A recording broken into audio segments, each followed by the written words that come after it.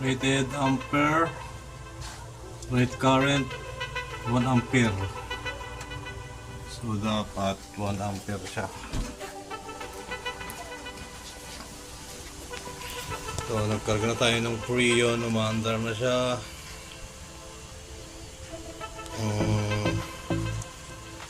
Ayan yung 134A sa picturean, Freon.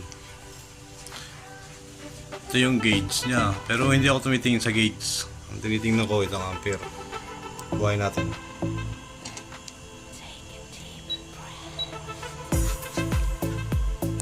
Nag-rate siya ng 1.1, pero doon dapat 1.0.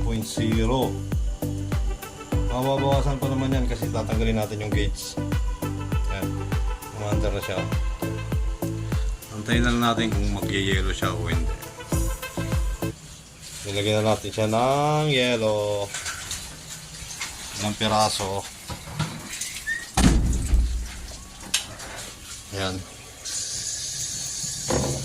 So lumalamig na yung yellow niya kasi no frost yan eh. Ayan, lumalamig na yung tubig. Tayin lang natin, pandarin lang natin ng matagal.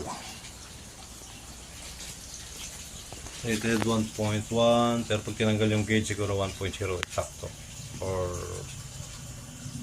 1 point something ganyan.